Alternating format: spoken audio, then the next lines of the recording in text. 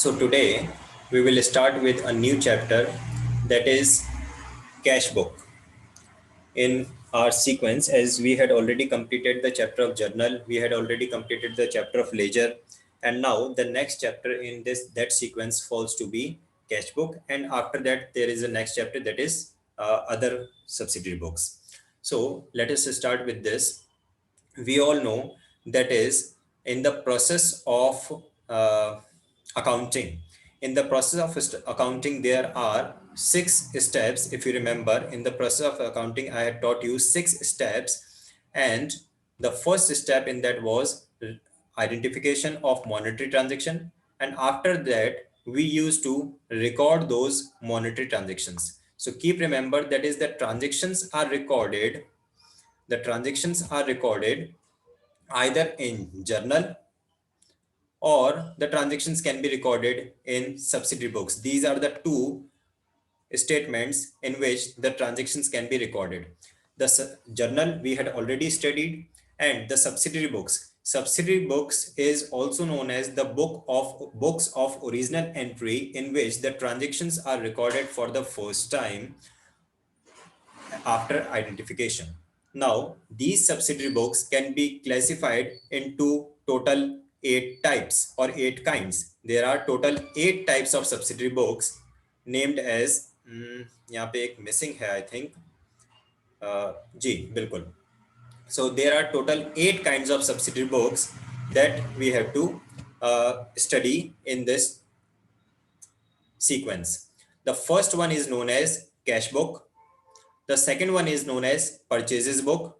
The third one is known as sales book. Fourth is sales return book. Fifth is purchases return book. Fifth is sales return book. Seventh is known as bills payable book. Now, the eighth kind of subsidiary book is known as journal proper.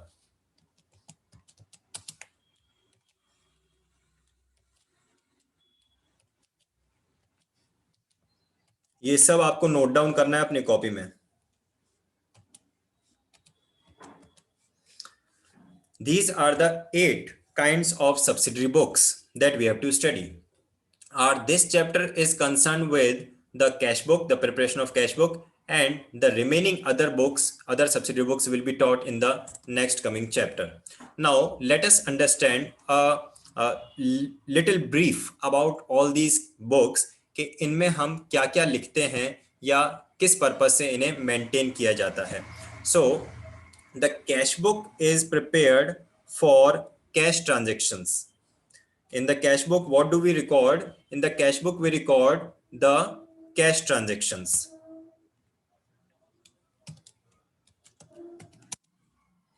All sorts of cash transactions we will record in the cash book. जो भी मैं बोल रहा हूं उसमें कहीं कोई doubt लगे, कोई कंफ्यूजन लगे तो आप बीच में ही पूछ सकते हैं, है ना. जो मैं लिख रहा हूं स्क्रीन पे आपको क्लियरली विजिबल हो रहा है सब कुछ. चलिए. Now, yes, sir. Purchase book records credit purchase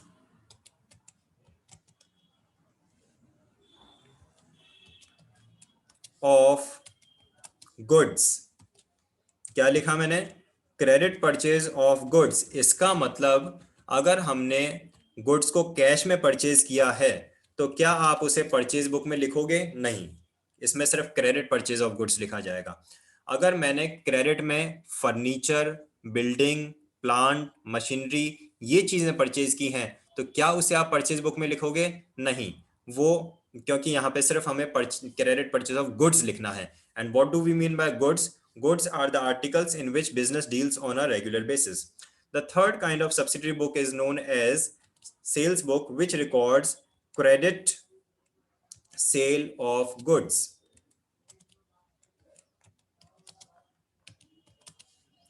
तो फिर से क्वेश्चन अराइज होता है, अगर मैंने गुड्स को कैश में सेल किया तो क्या मैं उसे सेल्स बुक में रिकॉर्ड कर सकता हूं? नहीं, क्योंकि इसमें सिर्फ क्रेडिट सेल ऑफ गुड्स आएगा. अगर मैंने क्रेडिट पे कोई plant machinery furniture fixture land building ये चीजें सेल की हैं, तो क्या वो सेल्स बुक में रिकॉर्ड हो सकता है? नहीं, क्योंकि इसमें क्रेडिट सेल ऑफ सिर्फ गुड्स आता है। तो एक बात बताइए, cash purchase of goods and cash sale of goods ये कहाँ पे रिकॉर्ड किया जाएगा? तो देखिए, cash purchases and cash sales, क्योंकि ये दोनों कैश से रिलेटेड ट्रांजेक्शन हो गए, तो वो किस में रिकॉर्ड किए जाएंगे? those will be recorded in the cash book। मैंने सबसे ऊपर लिखा है ना, that is cash book record cash transactions। तो अगर आपने गुड्स को कैश में परचेज किया तो कहाँ पे रिकॉर्ड करेंगे आप उन्हें? कैश बुक में। अगर आपने गुड्स को कैश में सेल किया तो कहाँ पे रिकॉर्ड करेंगे? कैश बुक में। लेकिन अगर आपने गुड्स को क्रेडिट पे परचेज किया है, that will be recorded in the purchases book. अगर आपने गुड्स को क्रेडिट पे सेल किया है, that will be recorded in the sales book। अब आता है fourth kind of subsidiary book in which we record return of goods purchased on credit. जो गुड्स हमने क्रेडिट पे परचेज किया था, अगर हम उन्हें रिटर्न करते हैं तो उसे हम रिकॉर्ड करेंगे परचेज रिटर्न बुक में। जो गुड्स आपने कैश में परचेज किया था, उसे अगर आप रिटर्न करते हैं तो वो आपका परचेज रिटर्न बुक में रिकॉर्ड नहीं होगा। लेकिन अगर आपने कोई गुड्स जो आपने क्रेडिट में परचेज किया था, वो आप अपने सप्लायर को वापस रिटर्न कर देते हैं, it may be the reason that you may have found those goods defective, those goods may not of the quality expected by you, those goods may not be as per the order given by you, or xyz, there can be n number of reasons for the return। But अगर आपने purchase किया, credit पे purchase किया हुआ goods return कर दिया है अपने सप्लायर को, that will be recorded in the purchases return book. ठीक है। एक और इंपॉर्टेंट चीज, परचेजेस रिटर्न बुक को हम एक और नाम से जानते हैं। जो आपका परचेजेज रिटर्न बुक है उसे आप एक और नाम से जानते हैं, that is return outward book. Purchase return को आप एक और नेम दे सकते हैं, सॉरी ये चेंज हो गया। परचेज रिटर्न को हम और किस नाम से बोल सकते हैं? The purchase return can be called as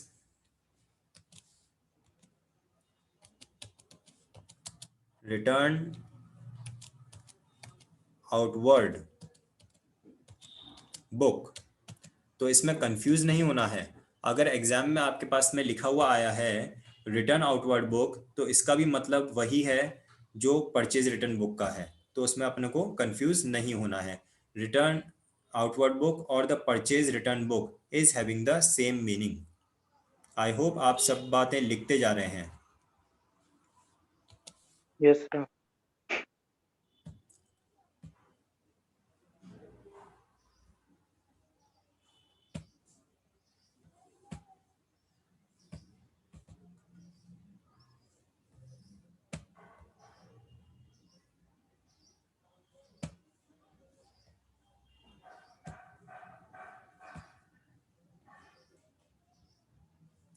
चलिए आगे बढ़ते हैं हम लोग।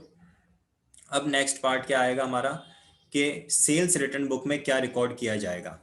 सो sales return book records return of goods sold on credit।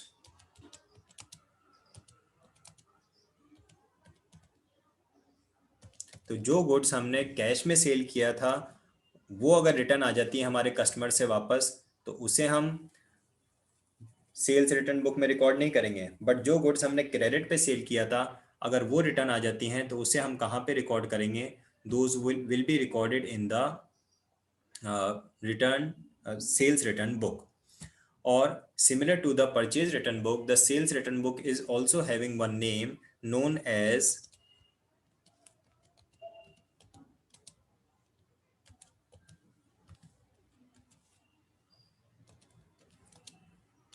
return inward book।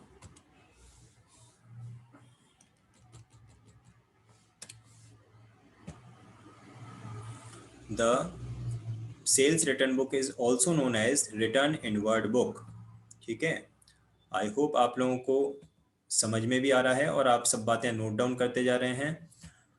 कोई कंफ्यूजन अगर लगता है तो आप किसी भी स्टेज पे अपना माइक इनेबल करके और पूछ सकते हैं।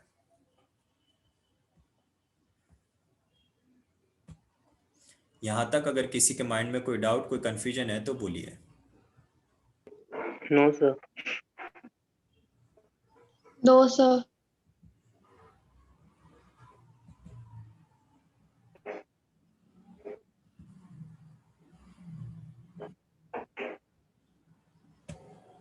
अब इसके बाद में नेक्स्ट आपके दे रखा है क्या, नेक्स्ट आपको गिवन है bills receivable book and bills payable book. और यहाँ पे यूनिक थिंग ये है कि बिल्स रिसीवेबल बुक का accounting and preparation and bills payable book का अकाउंटिंग एंड प्रिपरेशन हमारे क्लास 11th के सिलेबस में इंक्लूडेड नहीं है, तो उसे हम नहीं पढ़ेंगे। लेकिन लेकिन there is an 8th kind of subsidy book which is known as journal proper. There are total 8 kinds of subsidiary books. The 8th one is known as journal proper. तो अब आप मुझे सोच के बताएं कि जर्नल प्रॉपर में क्या लिखा जाएगा।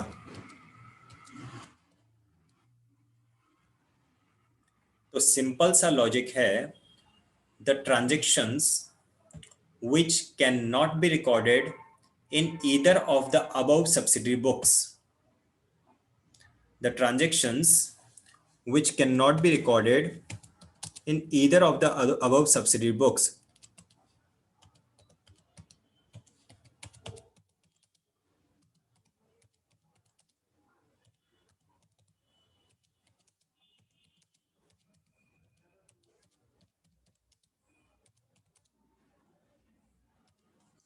are recorded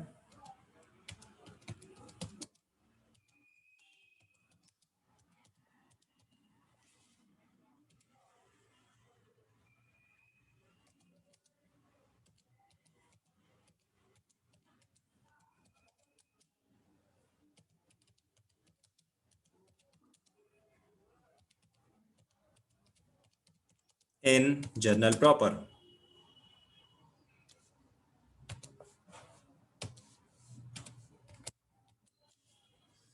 The transactions which cannot be recorded in either of the other subsidiary books are recorded in journal proper.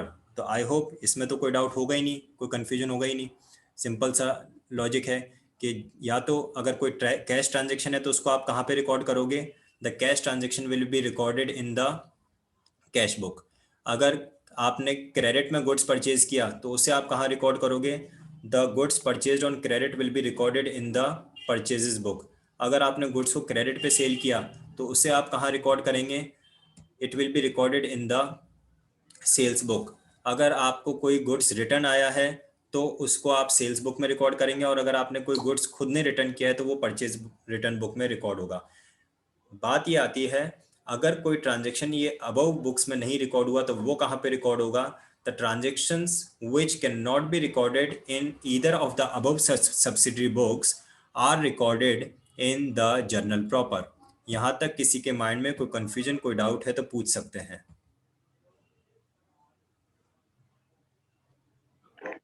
Sir जैसे ये जनरल प्रॉपर में का क्या एग्जांपल रहेगा जो मतलब जो नहीं होगा? बहुत अच्छा क्वेश्चन आपका, वेरी गुड।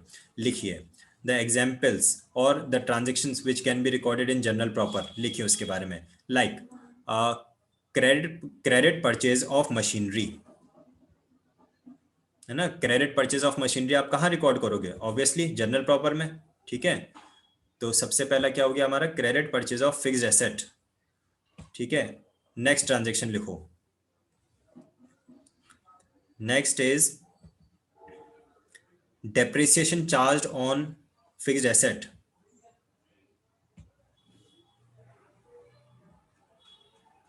लिखा? Yes sir. ठीक है, नेक्स्ट लिखिए बैड डेट्स रिटर्न ऑफ।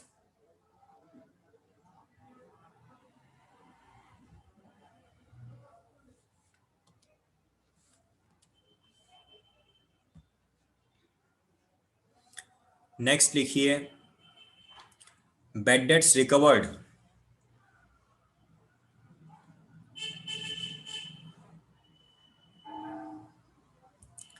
ठीक है, और इसके जैसे ही और जो भी कोई ट्रांजैक्शन जो ऊपर जो दूसरी सब्सिडरी बुक्स हमने लिखे हैं उसमें अगर नहीं लिखे जा सकते तो उसको हम कहाँ लिखेंगे, उसे हम जर्नल प्रॉपर में लिखेंगे। Journal proper is also known as, journal proper का भी एक और नाम होता है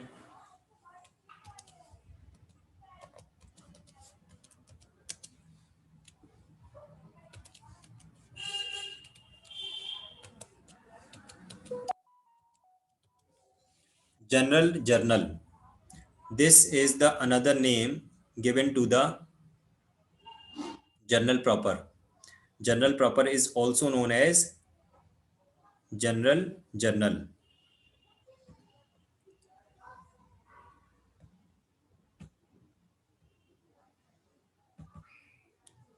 यहाँ तक किसी के माइंड में अगर कोई कंफ्यूजन कोई डाउट है तो पूछिए, अदरवाइज हम आगे बढ़ रहे हैं। No sir. ठीक है, अब हम इस चैप्टर में कॉन्सेंट्रेट करेंगे किससे। Now in this chapter our concentration and focus will be on cash book because the other kinds of subsidiary books will be studied in the next chapter. So now we will concentrate over the preparation and accounting for cash book. So now you can see over your screen that is few principles of cash book are written. That is, cash book is a book of original entry which records all cash transactions, and secondly it records only cash transactions. All cash transactions का मतलब है अगर आपने goods को cash में purchase किया है, अगर आपने वेजेस का कैश में पेमेंट किया है, अगर आपने फर्नीचर या फिक्स्ड एसेट को कैश में परचेज किया है, या एक्सवाइजेड कोई भी किसी भी तरह का कैश का ट्रांजेक्शन है, तो क्या वो कैश बुक में रिकॉर्ड होगा? यस।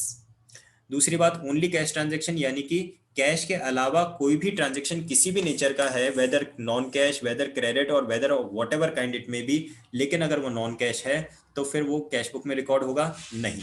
तो ये इसके दो प्रिंसिपल हैं, आप नोट डाउन कर सकते हैं। That is cash book record all cash transactions and cash book records only cash transactions.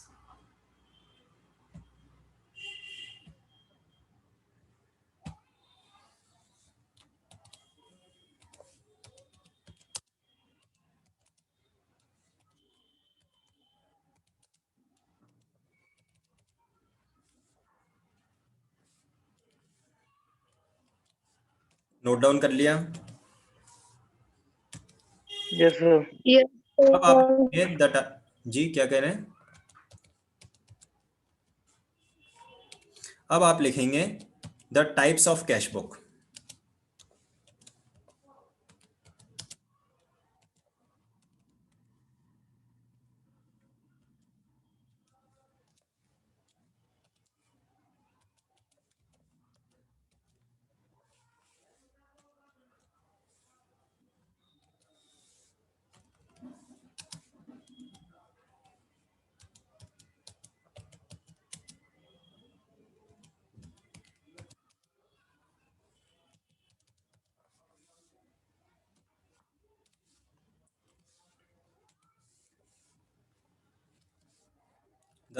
There are four types of cash book. First is known as simple cash book, in which we record the cash transactions.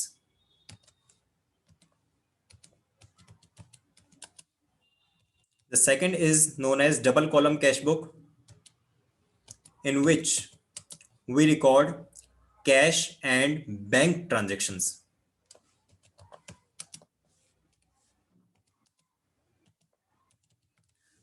The third one is known as triple column cash book, in which we record cash, bank, and discount entries.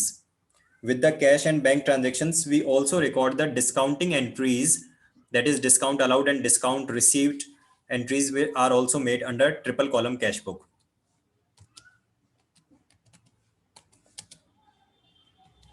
And the fourth one is known as petty cash book, which records all petty expense transactions, all petty cash transactions. What does petty cash transaction mean? Petty cash transaction means the transactions of small amount, 5 रुपए, 10 रुपए, 20 रुपए, 50 रुपए, जो daily nature के हैं लेकिन बहुत small amount के ट्रांजेक्शन्स हैं. So for that we appoint a petty cashier who maintains a petty cash book and records all the cash transactions of petty nature, यानी कि small nature.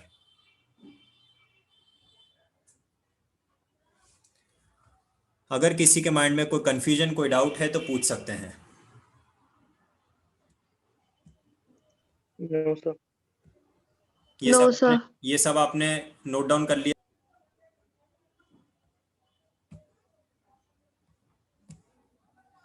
अब हम सीखेंगे format of simple cash book. ध्यान से आपको देखना है और समझना है कि सिंपल कैश बुक का फॉर्मेट कैसा होता है. ठीक है. The format of simple cash book is similar to the format of ledger. In the format of the simple cash book is also known as single column cash book. A very important thing, that is simple cash book is also known as single column cash book. Okay, in which there are two sides of the statement. One is known as debit side, another one is known as credit side. The left hand side of the statement is known as debit side and the right hand side of the statement is known as credit side. Okay, so this is the middle partition. After that we do have the column for amount. ये draw करना है आपको आपकी copy में अभी. Then we do have the column for ledger folio. Ledger का जो format था उसमें हम जर्नल फोलियो बनाते थे बिकॉज वो हमारा क्लासिफिकेशन का पार्ट था. लेकिन यहाँ पे हम लेजर फोलियो ही बनाएंगे because this is the book of original entry, recording का पार्ट है. ठीक है. After that similar kinds of columns will be constructed on the right hand side also. The right hand side of this cash book is known as the credit side and also known as the payment side. Make the format as much neat and clean as you can.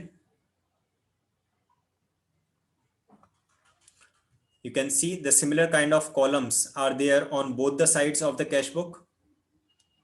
And for amount, we do have only one column on both the sides. Let me put the heading. This statement is known as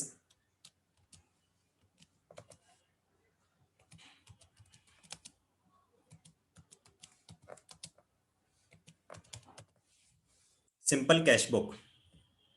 In this statement, the left hand side is known as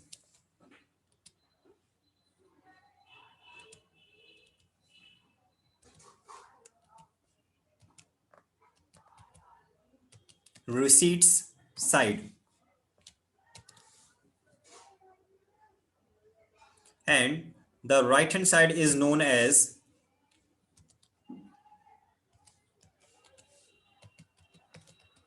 payment side.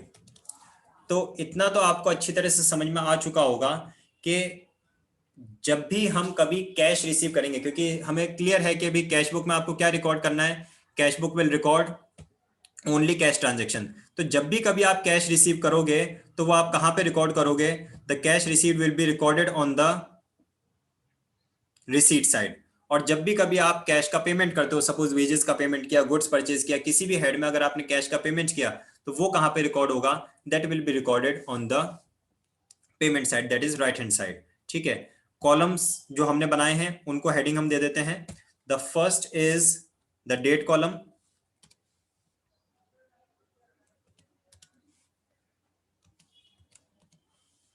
After that, we do have the column for particulars.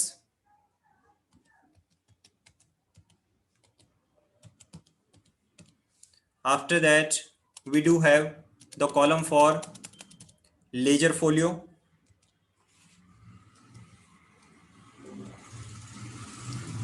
After that, we do have the column for amount.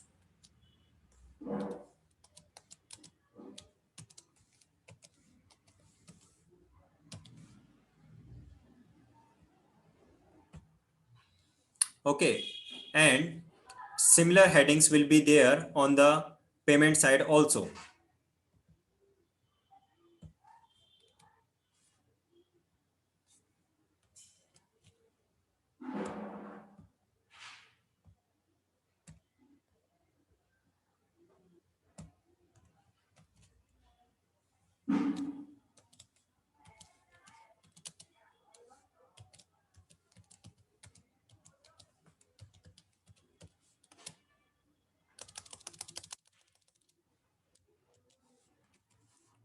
Format I hope आप लोग draw कर रहे हैं. Yes sir.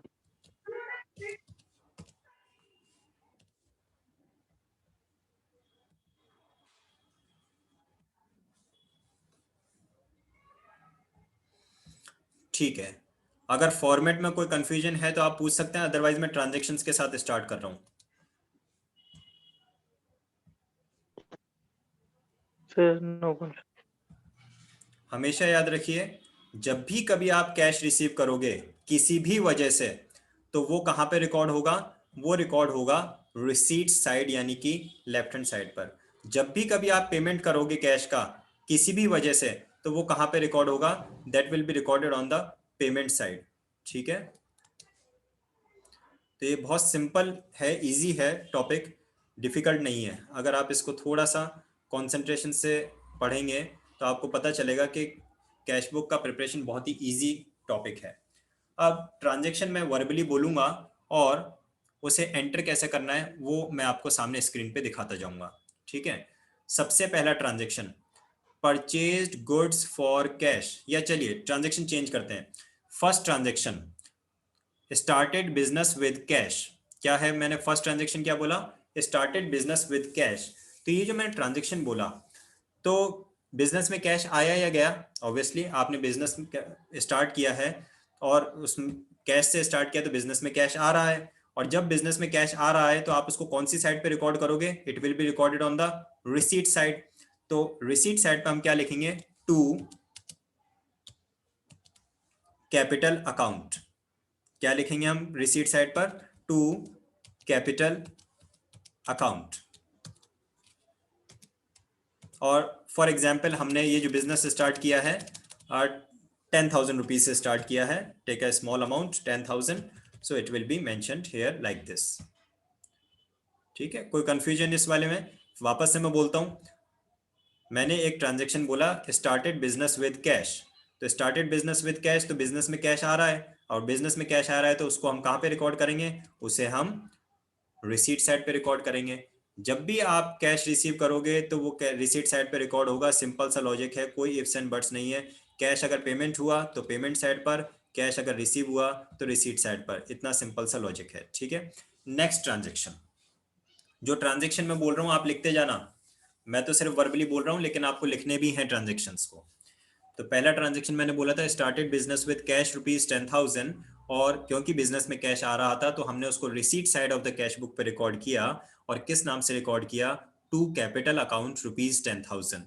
जिस भी stage पे, जिस भी पार्ट में आपको कहीं पे कोई कंफ्यूजन माइंड में अराइज हुए तो आप उसी समय मुझे पूछ सकते हैं. ठीक है, लिखिए सेकंड ट्रांजेक्शन लिखिए, परचेज्ड गुड्स फॉर ₹2,000.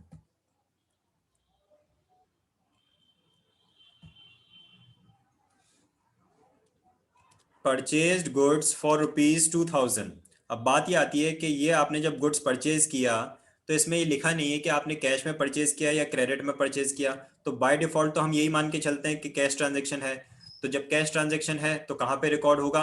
ऑब्वियसली आपका कैश बुक में रिकॉर्ड होगा. और जब आप परचेज कर रहे हो तो कैश आ रहा है या कैश जा रहा है? कैश का पेमेंट हो रहा है, तो कौन सी साइड पे रिकॉर्ड होगा? पेमेंट साइड पे रिकॉर्ड होगा.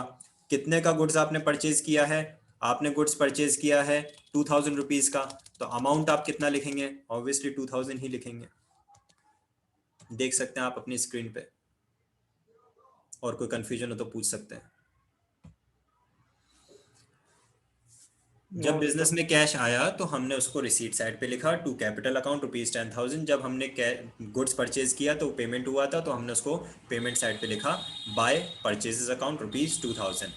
जब भी कभी हम रिसीट साइड पे कोई भी एंट्री करेंगे, मैं फिर से बोल रहा हूँ, ध्यान से इस बात को सुनना है, जब भी कभी हम रिसीट साइड पे कोई भी एंट्री करेंगे तो हम वर्ड टू का यूज करेंगे, जैसा हम लेजर अकाउंट में करते थे।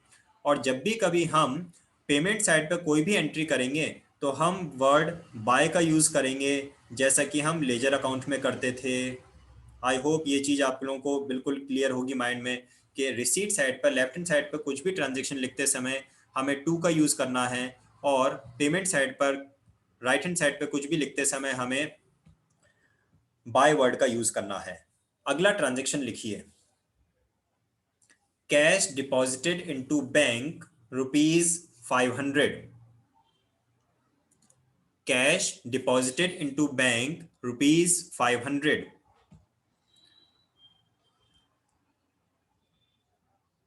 और मुझे बताइए कि जब आपने बैंक में कैश डिपॉजिट किया तो आपके बिजनेस में कैश आया या कैश गया?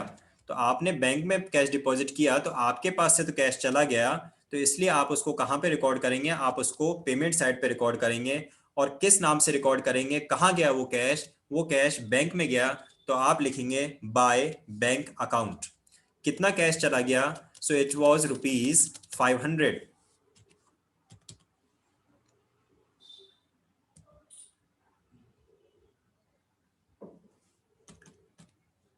I repeat, cash deposited into bank, तो इसमें क्या आपके पास कैश आया या आपके पास से कैश गया? ऑब्वियसली जब हमने बैंक में कैश डिपॉजिट किया तो बिजनेस में से तो कैश चला गया। जब बिजनेस में से कैश चला गया तो इसे हम पेमेंट साइड पे रिकॉर्ड करेंगे। और पेमेंट साइड पे किस नाम से रिकॉर्ड करेंगे? On the payment side it will be recorded by the name by bank account, और अमाउंट आ जाएगा ₹500।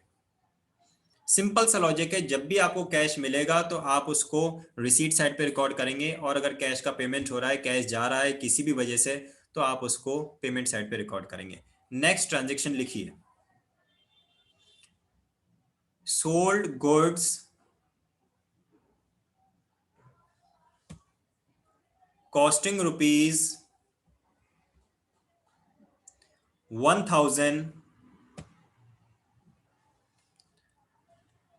for ₹1,200।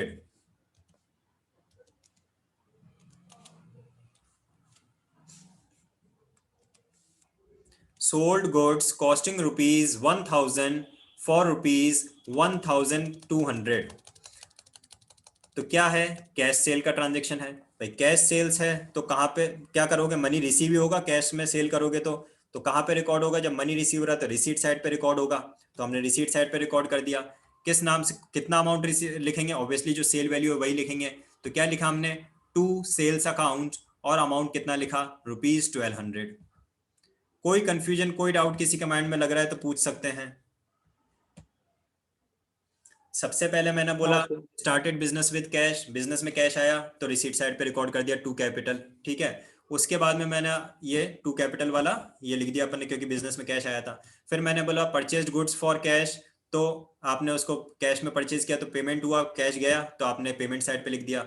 फिर मैंने बोला कैश डिपॉजिटेड इनटू बैंक, फिर से आपके पास से कैश गया तो आपने उसको फिर से पेमेंट साइड पे लिख दिया। इस बार मैंने बोला गुड्स सोल्ड फॉर कैश, तो कैश में सेल किया तो कैश आया तो उसको आपने रिसीट साइड पे लिख दिया। ये हो गया। अब मेरे ट्रांजेक्शन खत्म हो गए। जब ट्रांजेक्शन खत्म हो गए तो मेरा काम क्या होगा? ट्रांजेक्शन खत्म होने के बाद में मेरा काम होगा इसका टोटलिंग और बैलेंसिंग। टोटलिंग और बैलेंसिंग कैसे करते हैं? टोटलिंग और बैलेंसिंग के लिए हम क्या करेंगे? हम डेबिट और क्रेडिट दोनों साइड का टोटल देखेंगे कि ज्यादा कौन सा है। दोनों साइड में से जो अमाउंट ज्यादा होगा उसे हम दोनों के टोटल में लिख देंगे, और उसके बाद में जो बैलेंसिंग फिगर आएगा उससे हम क्या कर देंगे? उसे हम बैलेंस कैरेट डाउन कर देंगे। तो देखिए डेबिट का टोटल हो रहा है 11,200। आप टोटल करके देख सकते हैं, डेबिट साइड का टोटल है 11,200, जबकि क्रेडिट साइड का टोटल है 2,500।